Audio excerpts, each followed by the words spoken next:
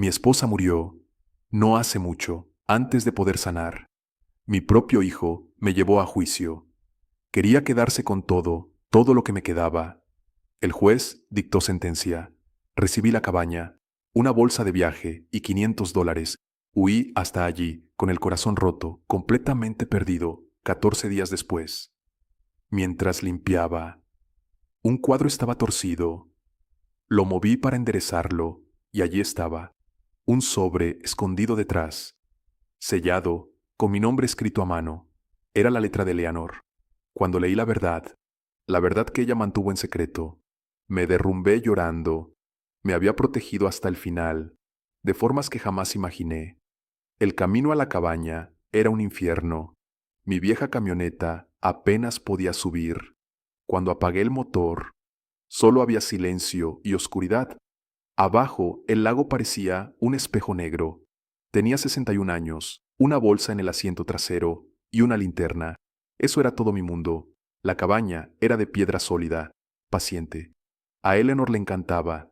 Decía que tenía carácter. Ahora entendía por qué. El candado de la puerta estaba oxidado. Tuve que romperlo con una piedra. La puerta se abrió y el olor salió a mi encuentro, madera húmeda, y debajo de eso, lavanda, el olor de Eleanor. Su recuerdo en las paredes entré. La linterna cortaba las sombras. Vi el sillón donde leía, la mesa de la cocina y sus cuadros, 11 cuadros en las paredes, paisajes del lago que ella había pintado. Había dejado de verlos, pero esa noche los vi de nuevo, como si fuera la primera vez. Encontré su chaqueta colgada, una chaqueta color crema. Acerqué el cuello a mi nariz y allí estaba su perfume, casi desaparecido, pero lo suficiente para hacerme temblar. Tuve que apoyarme en la pared. Aún no sabía que ella la había dejado ahí a propósito para mí. 3 semanas antes, estaba en un tribunal, viendo al abogado de mi hijo destruirme. La sala era fría, impersonal. El abogado de Derek se llamaba Fitch, un hombre con buenos zapatos y una voz que sonaba a dinero. El señor W. Fall dijo al juez, pasó los últimos 4 años cuidando a su esposa, no tuvo empleo, no generó ingresos, es económicamente dependiente. Mantuve la vista en una ventana. Recordé a Derek en su bicicleta. Cuando tenía 7 años, se cayó 4 veces. La cuarta se levantó solo. Antes de que yo llegara, era mi hijo. Eso no había cambiado. Pero todo lo demás sí. Carol, su esposa, subió al estrado. Su voz era cálida, pero sus palabras eran cuchillos. James es un buen hombre, dijo, pero de las finanzas siempre se encargó. Eleanor James nunca estuvo implicado. El juez tomó nota. Yo miré mis manos. La decisión fue rápida. La casa para Derek, las cuentas para Derek, el coche para Derek, la cabaña del lago, para mí, valor patrimonial insignificante. Decía el papel, recibí un cheque de $500 por 40 años de vida. Cuando salí del juzgado, vi a Derek y Carol. Hablaban y sonreían. Las cosas habían salido como querían. Mi amigo Ray me esperaba en su camioneta. ¿A dónde quieres ir? James, al norte, a la casa de Eleanor. La primera semana fue supervivencia. Limpié el moho del baño de rodillas con un cepillo y vinagre. Las juntas nunca volvieron a ser blancas, pero se parecían a lo que fueron. La tienda más cercana estaba a 35 minutos. Compré 12 latas de sopa, una caja de galletas y arroz. Comí sopa 5 días seguidos. Cada dólar gastado era $1 menos. El quinto día, abrí una caja con sus cosas, una bufanda, un diario de viaje, una taza con una muesca que se negaba a tirar. Lo guardé todo exactamente como estaba. Encontré su caja de herramientas. Todo estaba etiquetado con su letra. Destornillador plano. Llave de 3/8. El martillo solo decía martillo, porque ella tenía sentido del humor. Arreglé el grifo que goteaba, la puerta trasera que no cerraba y la ventana del dormitorio que estaba deformada. 3 arreglos en una tarde, con herramientas que ella había etiquetado para mí, sabiendo que un día las necesitaría. El día 14 encontré el cuadro torcido. Lo descolgué para limpiar detrás. Y entonces lo vi. El sobre Manila, pegado con cinta. Mi nombre completo en el frente. Y debajo, una línea. Si estás leyendo esto, el último otoño ya ha llegado. Me senté en el suelo y abrí el sobre. Había una llave plateada, la tarjeta de un abogado y una pequeña grabadora negra. Leí la carta primero. Mi querido James, la llave es de una caja de seguridad en Milaven. Frank Calegua es mi abogado. Llámalo. No te conté esto en vida porque quería decírtelo yo misma, pero se me acabó el tiempo, lo siento. Hay algo más en el sobre, una grabación. Dudé en dejarla, pero necesitas saber toda la verdad. Dale al play cuando estés listo. Sostuve la grabadora en mi mano. La luz verde parpadeaba.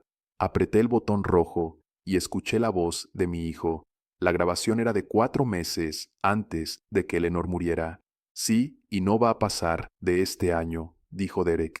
Tú lo sabes, ¿no? Él nunca construyó nada. Tú lo hiciste todo, la casa, las cuentas. Cuando ya no estés, voy a quedarme con lo que es mío. No va a pelear. Y aunque lo intentara, no tiene con qué. Silencio. Eleanor no dijo una palabra, solo grabó. La grabación duró 4 minutos, y después, solo siseo. Me quedé sentado, sin moverme. El frío de la conmoción subió desde mis pies. No lloré. No todavía. Salí al porche. El aire era frío y limpio. Miré el lago oscuro. Eleanor no hizo esa grabación por rabia. La hizo porque me quería. Sabía lo que venía. Y se aseguró de que yo no caminara hacia ello a ciegas. Esa noche sostuve la llave plateada en mi mano. Una pequeña marca roja quedó en mi palma. Un banco. Una caja. Y todo lo que Eleanor había construido en secreto. A la mañana siguiente, conduje a Milaven. El banco era de ladrillo y piedra. El director de la sucursal me recibió, Daniel Mars. Debe de ser James. Dijo Eleanor mencionó que acabaría viniendo. Me llevó a la cámara acorazada. La caja 22 Notes 41 era grande. Dentro había una carpeta, otro sobre y un cuaderno de cuero marrón. Abrí la carpeta. Eran escrituras de terrenos. 7 parcelas, todas a nombre de Eleanor Woodfall. Juntas formaban un arco alrededor del lago. Arlo, la cara norte, la cresta sur, la entrada este. Al final de la carpeta, el resumen de tasación. Leí la cifra. 310 acres, 38 años, comprando en secreto. Daniel, el director del banco, habló. Fue meticulosa, 30 años de registros, no falta ni uno. Abrí el cuaderno de cuero. La primera página decía, 1984, 28 acres, al norte del lago, $12,000, 2 años de sueldo como profesora, y al final, 3 palabras. James no lo sabía. Seguí leyendo. Compraba una parcela, explotaba la madera con cuidado y con las ganancias. Compraba la siguiente. La tierra se pagaba a sí misma. En 2003 creó el Arlo Land Trust y me nombró beneficiario único. Debajo escribió, no entenderá por qué no se lo conté. Espero que algún día lo entienda. Cerca del final del cuaderno, una entrada de 2019. Derek ha venido hoy, preguntando por las tierras. Habló de ello como si ya le perteneciera. James va a necesitar esto, más de lo que Derek se lo merece, y debajo una nota. Si llega a la tierra antes que James Maggie, sabrá qué hacer Maggie. Yo no conocía a ninguna Maggie. Esa tarde me llamó Carol, la exesposa de mi hijo, James.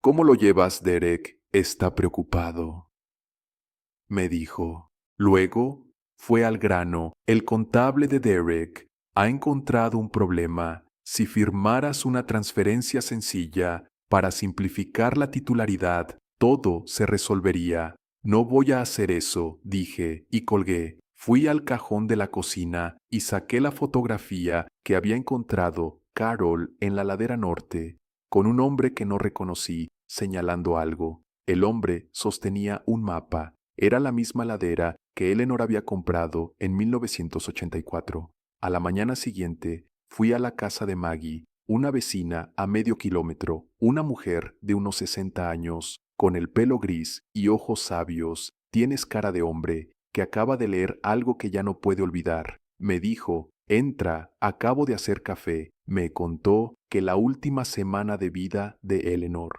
mientras yo estaba en el hospital, vio a Derek en la cabaña, con un hombre alto de abrigo oscuro, recorriendo la propiedad, midiendo con la vista, calculando distancias. Maggie llamó a Eleanor al hospital, le contó lo que vio. Eleanor escuchó en silencio y luego dijo, gracias, Maggie. Ahora sé lo que tengo que hacer. 2 días después, su abogado Frank fue al hospital y Eleanor firmó los últimos papeles. Derek vino a la cabaña un sábado por la mañana, aparcó su camioneta plateada y subió al porche. Papá, dijo, sé lo de las tierras, sé lo de Pinnacle Group, llevo tiempo sabiéndolo, podemos hacer algo grande aquí juntos, somos familia. Lo miré, el rostro de mi hijo, un extraño con mis ojos. Sé lo de los mapas, Derek, dije. Sé que viniste aquí cuando tu madre se moría. Su cara se tensó. Vete a casa. Derek se fue sin decir nada más. Llamé a Frank, el abogado. Ya ha empezado, le dije. Lo sé, dijo Frank. Me ha llamado esta mañana. 3 días después, Frank volvió a llamar. Han presentado la demanda, un testamento falso, supuestamente firmado por Eleanor, nombrando a Derek heredero único y una orden de alejamiento. Para echarme de la cabaña en 72 horas, sentí que el suelo desaparecía, pero recordé las palabras de Eleanor Frank. Dije, Eleanor dejó instrucciones, un archivo de contingencia. En tu despacho. Hubo un silencio al otro lado. Luego, el sonido de un cajón. Cuando Frank volvió al teléfono, su voz había cambiado. James dijo, se preparó para esto, encontró dictámenes jurídicos, declaraciones juradas, una respuesta ya redactada contra la orden de alejamiento y un fondo de reserva, $14,500, la misma cantidad que yo había recibido, para cubrir análisis caligráficos y costes legales. La firma de ese testamento es falsa y vamos a demostrarlo. Me quedé en la cabaña. No me fui. Frank presentó todo esa noche. Empecé a pintar. ¿Cómo hacía Eleanor? Para mirar el lago y no pensar en la guerra. 3 semanas después, Frank llamó. Derek retiró la demanda. Los 3 peritos caligráficos confirmaron que la firma era falsa. Había perdido. Esa tarde, la camioneta de Derek volvió a aparecer. Se quedó al final del camino, 2 minutos, mirando la casa. Luego dio media vuelta y se fue, sin bajar, sin acercarse. Frank me envió los documentos de Pinnacle Group, un proyecto de $180 millones, un resort de lujo, un campo de golf, villas junto al lago, todo en mi tierra. Lo necesitaban todo, y el primer contacto, la persona que les había hablado de la tierra, hacía 7 años, Carol, su exmujer. Ella había planeado todo esto durante casi una década, asumiendo que Derek heredaría, asumiendo que yo no tendría nada. Lo que no sabía era que Eleanor había construido una fortaleza, ladrillo a ladrillo, año tras año. La reunión con Pinnacle fue en mi terreno. En la mesa de la cocina de Eleanor vinieron 3, con trajes caros y sonrisas ensayadas. Les ofrecí café. Lo rechazaron. Expuse mis términos. No una venta, un arrendamiento de 60 años, un pago anual millonario, un porcentaje de los ingresos brutos y una cláusula no negociable, 50 acres en la ladera norte, intocables, a perpetuidad, el lugar favorito de Eleanor. Se miraron entre ellos, pensaron que podían intimidarme, pero no estaban negociando conmigo, estaban negociando con 38 años de la previsión de mi esposa. Aceptaron todo. Firmé los papeles en el despacho de Frank. Una semana después, salí de allí, siendo un hombre rico, pero me sentía vacío. Volví a la cabaña y por primera vez en meses lloré por Eleanor, por mi hijo, por la familia que habíamos sido y que ya nunca seríamos. Derek desapareció. Carol se divorció de él cuando supo que no había herencia. Un año después, recibí una carta sin remitente. Era de Derek, una sola página. Papá, lo siento, eso era todo, esa noche. Mientras ordenaba las últimas cosas de Eleanor, encontré un último sobre. En el fondo de su joyero, dentro había otra carta y una sola foto. Era una foto mía y de Derek. Cuando él tenía 5 años, estábamos en el lago, sonriendo.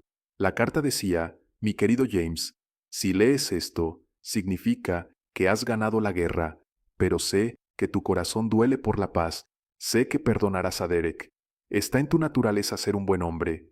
Por eso construí el fideicomiso, no para hacerte rico, sino para hacerte libre, libre para perdonar, sin que tu bondad te destruya. La tierra nunca fue el tesoro. James, el tesoro siempre fuiste tú.